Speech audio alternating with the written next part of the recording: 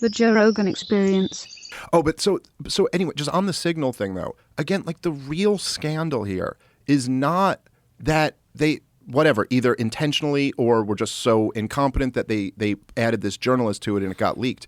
Like the real scandal is like when you look through the chat and that it's like, what are we doing here? We're bombing another country in the Middle East. We're bombing the poorest country in the Middle East. Yemen. By the way, which Yemen has been bombed forever. Oh my God. On behalf of Israel, because they're standing up against this fucking brutal war in Gaza right now. And so we're going to bomb these guys again. And then you have like, I got to say, man, like I was disgusted by Tulsi Gabbard's response there. Someone who I've, said a lot of nice things about over the years and who I really supported as being the DNI.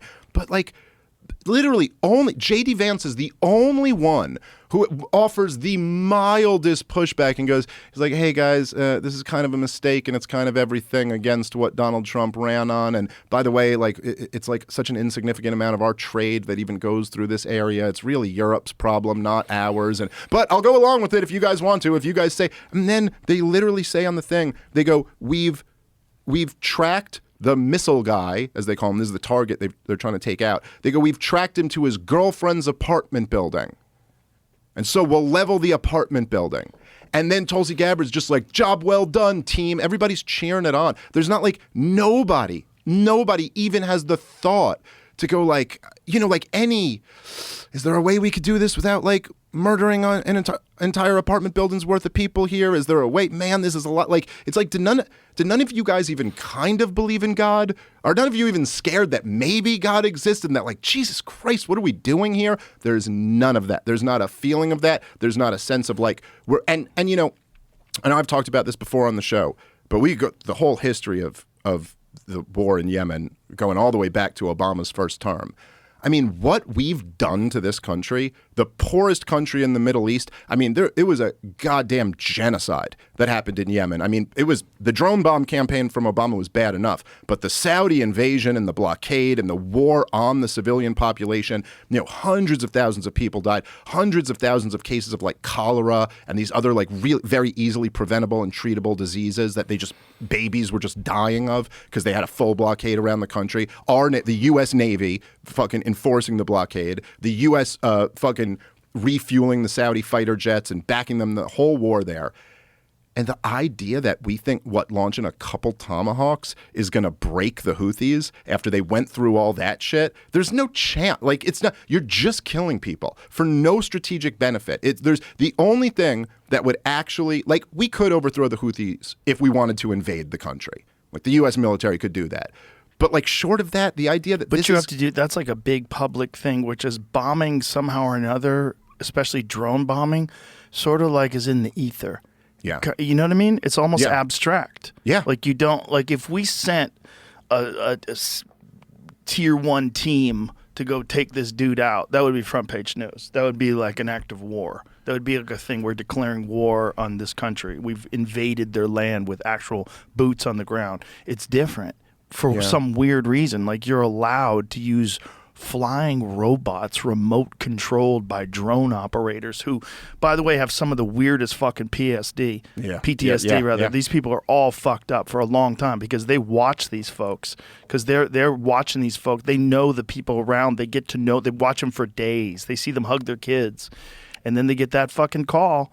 And you don't get any of the and I don't know. I mean, I'm just kind of speculating here. I'm no psychologist, but there's something I think where, like, if you're in the fight, if you're in the action, it like a lot of different primal things are going to kick up. Like as all the troops say, and I've talked to a whole lot of them. It's almost unanimous to a man that they always say the thing you're fighting for once you get there is your brother next to you. Like It's not even, it's like forget the mission or whatever. It's like this is your guy right here. Right. And you guys are going in to make sure your buddy doesn't get his legs blown off or whatever. But when you don't have any of that, there aren't bullets whizzing at you. There's not your friend next to you. There's not this like sense of like, I had to do what I had to do. And when you're just watching it on a monitor from a safe distance, I think there's some way that fucks you up on a whole different level. It's got to. It's got to haunt your dreams. Yeah. It has to. There's no other way. I mean, you see a man holding his child and swinging her around in his arms, and then you're going to blow that man and that kid to smithereens. Yeah. And you have to, because the kids are near the dad, and we got to kill that guy. That Yeah, guy's a and you bad got guy. orders, you know, Yeah. like that's. And a whole apartment building. Like, what are we talking? Like thousands of people? But What are we talking about? To get to this guy? Well, you know, there's a Mushroom clip. clown? Boom. Yeah. Well, there's a clip that Tim Pool got like a real short interview with Donald Trump during the campaign. Like I think he was the first one, but it wasn't like a long form podcast. Like he was the first podcaster, but they did like 20 minutes or something like that. But he did get this one clip out of Donald Trump on that thing where Donald Trump is eviscerating Joe Biden for bombing the Houthis for the same exact reason, because they were firing on shipping lanes. And Donald Trump's like, what type of idiot is Joe Biden? I mean, these guys, their answer for everything is to drop bombs on it. Pick up a phone. Diplomacy can work here. Like, you don't have to do this. And the fact is that there were, during the ceasefire, which Trump's envoy negotiated, which has fallen apart now, but during the ceasefire, there were no Houthi attacks on the shipping lanes. Like, they stopped them. And then when the ceasefire fell apart, they picked them back up again. Now, feel however you feel about that. I'm just saying there is a diplomatic solution here, right? Like, they are willing to, like, if there's a ceasefire, they will stop these attacks. But there's not a military solution short of invading the country and having yet another catastrophic war in the Middle East. And it's like, so which one of those do you want to pick? America first crowd? I mean, like, Donald Trump was explicitly elected for this reason, as a repudiation of the foreign policy of the last 30 years. Right. That we're like done with this. Right. We want to put America first. And as you could see, even J.D. Vance and then a little bit Pete Hegseth, their only issue, you know, it's never the innocent people being killed, you know, for a bunch of Christians. It's kind of weird that never comes up. But their issue is, oh, this is us bailing out Europe, because Europe actually relies more on these shipping lanes than the United States does by orders of magnitude. But even that is part of the America First thing that Donald Trump totally ran against. Like, why is it that we have to foot the bill for everybody else's defense? That makes no sense. We're broke. Our country is in bad shape. We need those resources here. What is the justification for these bombings? What is the public justification? That the Houthis have attacked a few U.S. Cargo ships, and that there's, that their international trade, they don't have a right to disrupt international trade in this way, which is like, oh, okay, it's true. I mean, the thing that I've seen the most is like that people will go, well, we can't just turn a blind eye to this aggression by the Houthis. But I also do think, and I don't even blame people for this, because it's nobody, in the corporate media or it ever talked about any of this stuff, or very rarely talked about it, never really told the story, that it's like, yeah, if you're just coming into the story now, I could see where you might think the Houthis are the aggressors. But if you're rewinding the tape from this, right, there is just no debate about it. Right. I mean, there's no question that we literally started, it was in 2009 when Obama started up with the drone bombing, the then secret drone bombing campaign, and Yemen was one of the major theaters. This was where, if you remember, because it was like the biggest scandal of the Obama administration, also not talked about much in the media, but was talked about on a lot of podcasts, was that Anwar al-Awlaki and his like 14 or 15-year-old son, his two American citizens, were both killed by drone bombs in Yemen. And this was caused a bit of an outrage among some people, because you were like, hey, you really can't murder American citizens who have never been charged of a crime. You can't just say, I just, forget that whole Bill of Rights thing. They're on my list. And by the way, the kid was not Al-Qaeda affiliated or anything, and they claimed that wasn't intentional, but it sure seemed like it was. But so Obama had a drone, he was fighting at the time, Al-Qaeda in the Arabian Peninsula had like a presence in Yemen. So he's drone bombing these Al-Qaeda sites. I think the estimates were something like 95 to 96% of the people who died were not the targets. So just killing a whole bunch of innocent people. And then, as always happens in these situations, Al-Qaeda in the Arabian Peninsula just grew stronger and stronger and stronger because this is, it's insurgent math, like General McChrystal said. You kill a bunch of innocent people, and then, you kill one little girl, and she had 3 brothers and a father and 2 uncles, and they all join up Al-Qaeda now because, like, fuck you. They're going to get you back for that shit. Everyone's radicalized. Yes. So we're doing this drone bomb campaign over there. It's completely failing, and Al-Qaeda in the Arabian Peninsula is just getting stronger and stronger. At the same time, Obama kind of bribed off the dictator of Yemen at the time, this guy Saleh, and he was like, listen, if you let us do our fucking drone bombing campaigns in here, we'll give you a whole bunch of weapons and money. And so he took the deal. And then he used those weapons to go attack this group, the Houthis. And then he also started losing to them. Like, even with the U.S. weapons, the Houthis were fucking him up. And then little by little, the Houthis like kind of took over the whole country.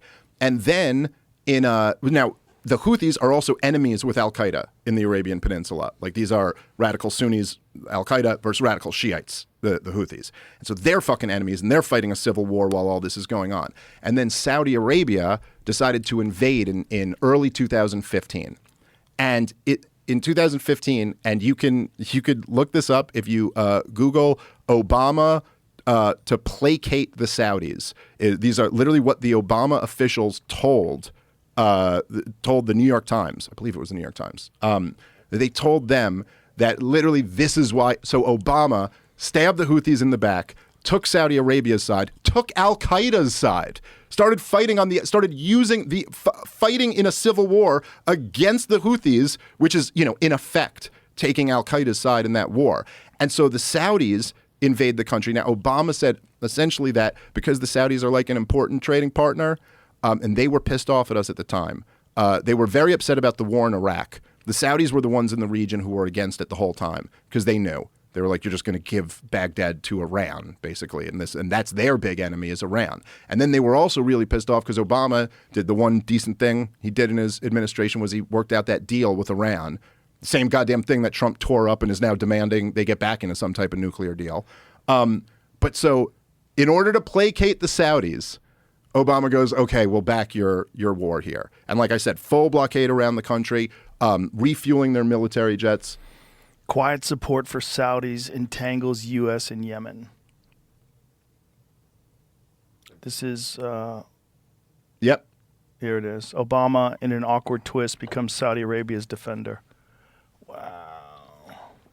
And it is hard to overstate how brutal the Saudis were in this war. I mean, like, you think of Gaza, something not too unsimilar to that. But you're talking like a full blockade around the country. This was the poorest country in the Middle East before any of this. Full blockade around the country. The Saudis were bombing. They were bombing their agriculture. They were bombing their like wheat silos. They were bombing their irrigation ditches. They're just like a total war on the civilian population all the way from 2015 into 2021 when it essentially ended in like an Afghanistan style, I guess we give up. Like it was just eventually the Saudis, I think the Houthis, one of the things that's really interesting that happened this whole time, like you were talking about the drone wars.